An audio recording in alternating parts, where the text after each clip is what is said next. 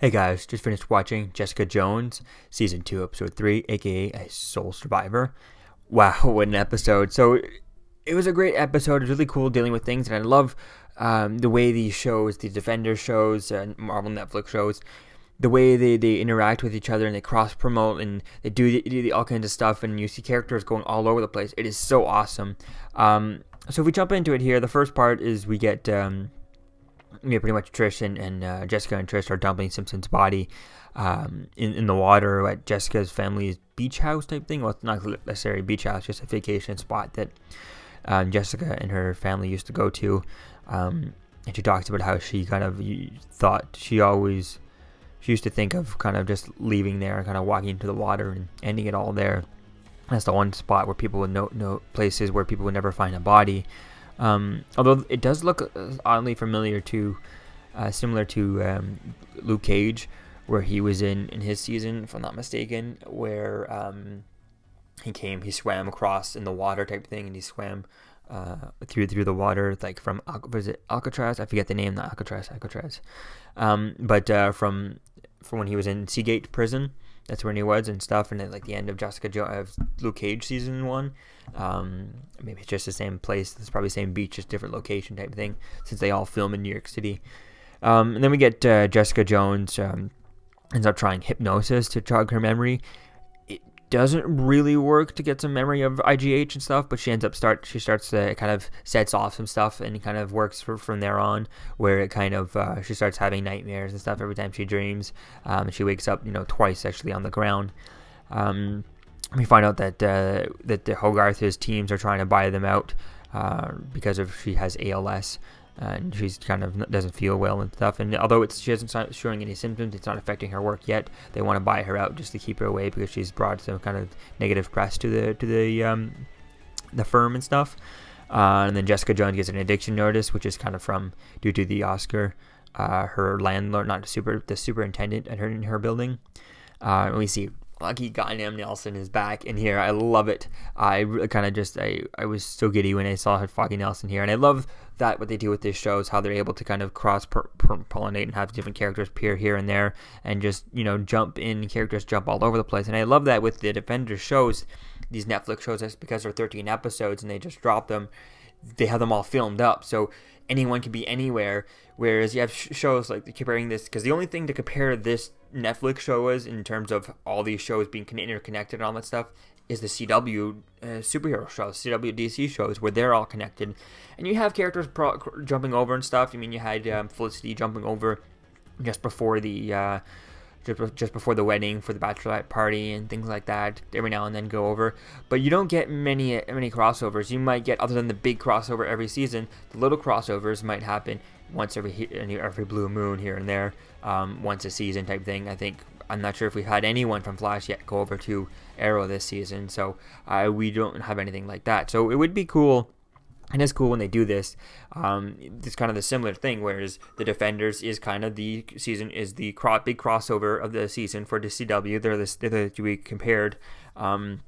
And there's that kind of similar out there, and they're the only really competitors when it comes to super connective TV shows. Now, they're also connected to the Shield shows, and it would be cool to see them jumping over, appearing on there. Maybe someone from the Jessica Jones or the Luke Cage stuff kind of going over to Shield. But since these shows are kind of so in-house and so they really don't leave New York City, I mean, practically, like wherever Daredevil is healing up, he's probably not hearing about this whole IGH story. Who knows if he's listening to this story as things are going. It would be cool though if wherever Daredevil is, whatever his season, whatever the time frame is between the end of Defenders and the Daredevil season 3 is, if there's a break in between, if there's a wait in between, how long does he spend healing, or do we pick up right after the Defenders where he's still healing?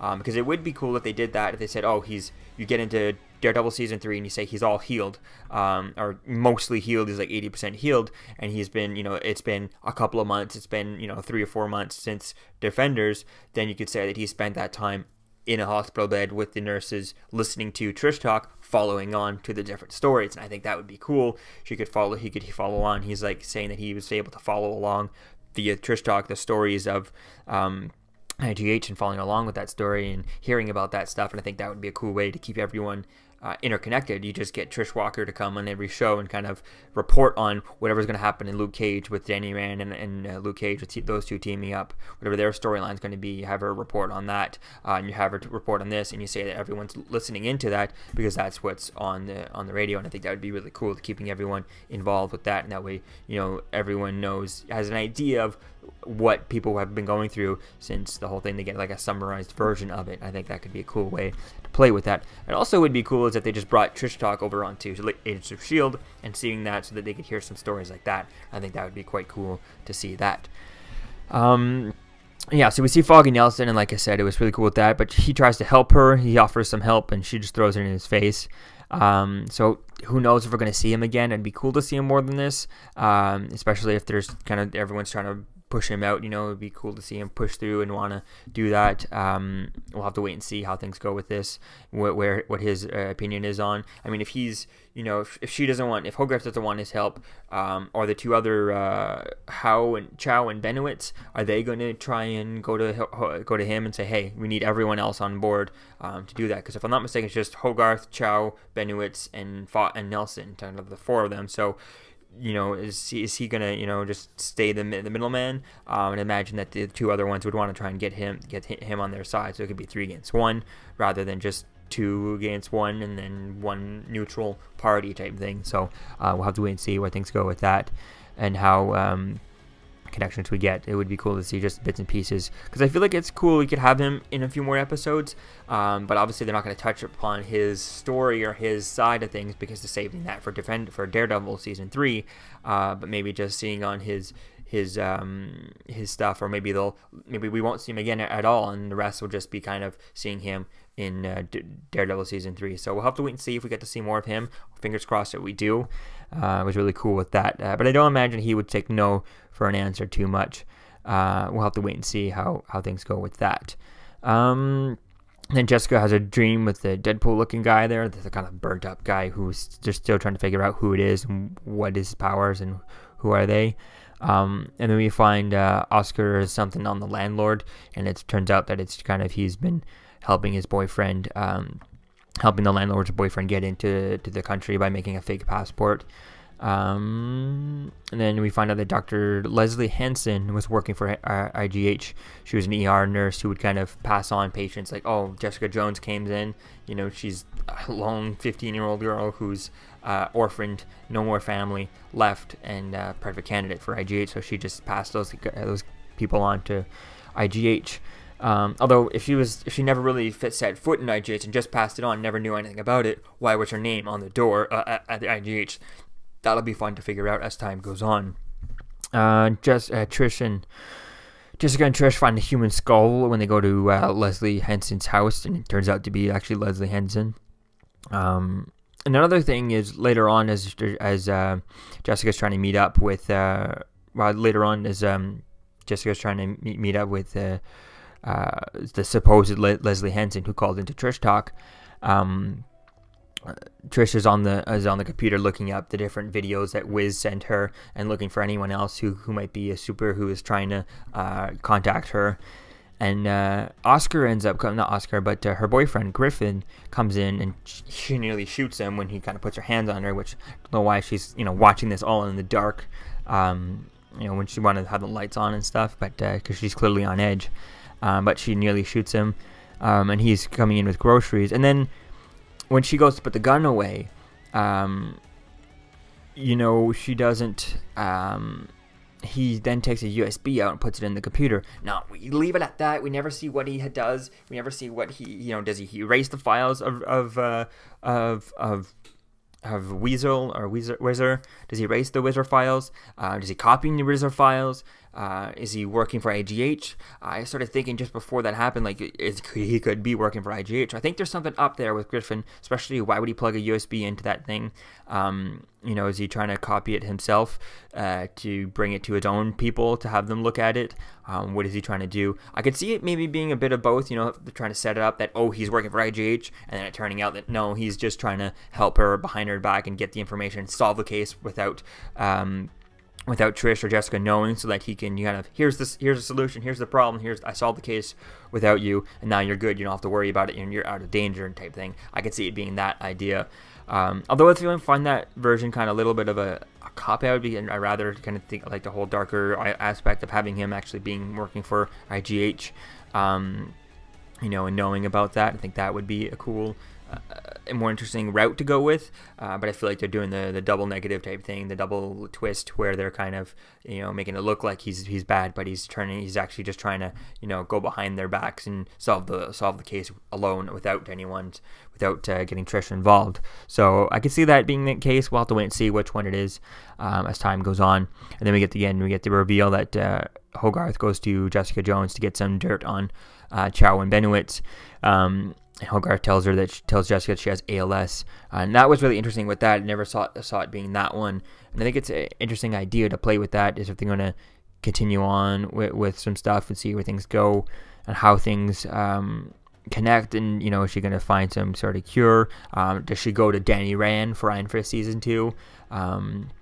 Is she going to be in Luke Cage since Danny Rand is in there? Is there going to be any way that since I could see Danny Rand maybe helping to save her, kind of using his money and all his research, if Rand Industries has any kind of secret, or it's not secret, but like super beta in development treatment type thing to prolong and stuff. I could see her, Danny, helping that, since Hogarth and his show in the first season, she was the only one who believed him and was able to help him when he was trying to get back into Rand Industries.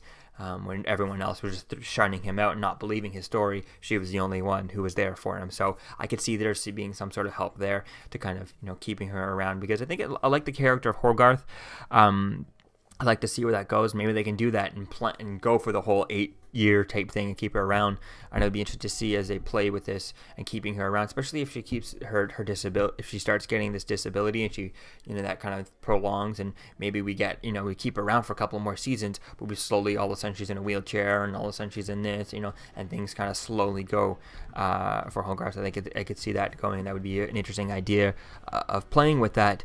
That whole aspect of someone, just because you have a disability doesn't mean life is over type of thing. And I think that'd be an interesting idea to play with. That would be so totally different that we've never played with. I mean, they did it a little bit on Arrow, where they had Felicity get paralyzed, and then they conveniently undid it by getting her by giving her the chip, allowing her to walk. So here it would be interesting to do this and playing with not just someone who's paralyzed, but kind of full on ALS, and how that would affect someone, but how in today's day and age she's still able to, especially with her money, she'd still be able to work as time goes on. So I think it could be fun to see that.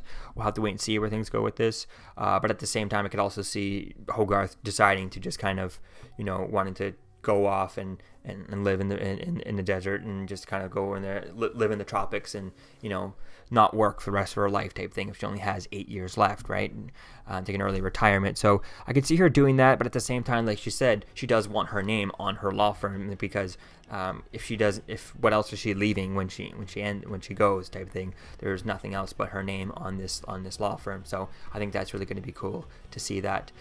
So I could see them also ending up with some sort of buyout, that kind of, yeah, you buy me out, but you keep my name on there so that my reputation stays good type thing. I think that could be an interesting idea for them to play with, but I also like the idea of keeping her around. We'll have to wait and see if they decide to do that and where they go with this Hogarth storyline. We find out that Dr. Henson ended called Trish Talk, but it turns out it wasn't Dr. Henson. It was some sort of strong character who's just as strong as Jessica. It's unclear if she's just as strong as Jessica. It looked like she was. It would definitely be cool to see them kind of go head to head and see who's stronger. And if she is stronger than Jessica, or as strong as Jessica, well, then there's only one other person who she could call to help fight other strong people. If imagine that RGH might have an army out there. I mean, there was Simpson, his program, and then there was IGH. So there might be some sort of a small army of supers out there working for IGH, and there's one other person that she can turn to help for that, which would be Luke Cage. I think that would be awesome to do that, even if she called him just for the end fight, like the last episode, episode 13. That would be cool to see that. Maybe she tries calling him or something. I think it would be cool to see that. Or maybe even someone like Danny Rand, since Danny Rand is doing his own, was told by Daredevil and Defenders to kind of protect the city. Maybe he hears about something and he jumps in or something. I don't know. It would be cool to see that. I doubt that that would happen, but it would be cool to see, you know, one of those two showing up, or at least, if not, seeing just Jessica versus like a ton of people, like at least 5 other people that are all as strong as her ish type thing, and seeing Jessica go against that. I think that could be quite cool to seeing some things. And I would have liked to have seen, especially with this whole setup now of these being other strong people she might have to fight. It would have been cool if they had set this up in Defenders, and then kind of having her kind of train with Daredevil and Iron Fist and learning how to fight, not just being a brawler like she is. She has no skill really in fighting. She's just kind of stronger than most people. So I think it would have been cool to see if she had some sort of she had, you know, trained a little bit with Danny and Daredevil in Defenders. She could have brought it on, have something in the fight. Now she's going up against someone who's a match for her. She doesn't have the skills to fight it, whereas this other person might be an ex-Marine, an ex-whatever, cop or whatever, and actually have some sort of skills behind them, where she has nothing. So it could be cool to play with that. Maybe we could see that, or maybe, you know, she finds out, since we're only episode 3, maybe Jessica goes and gets some training from Colleen Wing at her dojo, and that's where we also get to see. We can also get to see what's her face, Claire Temple. So I think it could be cool to see where things go with this. But I definitely can't wait to see where things go. And it also was cool. We got a Jessica Jones says get a Cloak and Dagger reference, which is interesting because we have the show coming out kind of soon. I think in less than under 100 days, so we get the Cloak and Dagger on Freeform. So that's kind of interesting with that. We'll have to wait and see where things go. I doubt there'll be any connection there, but it would be fun. It's just a nice little Easter egg to tease us for that show. So, yeah, definitely was a cool episode. Like I said, I'd like to see where things go with this. I definitely can't wait to see how things unravel from here on out. So let me know what you think, guys, about this episode in the comments below. I'll see you guys in the next video. Peace out. To talk to you about one of the most valuable traits a soldier or student can have. Subscribing. Sometimes subscribing is the key to victory. Sometimes it leads to very little, and it seems like it's not worth it. And you wonder why you waited so long for something so disappointing. How many more of these? Don't forget to like, comment, and subscribe, guys. Peace. It's over.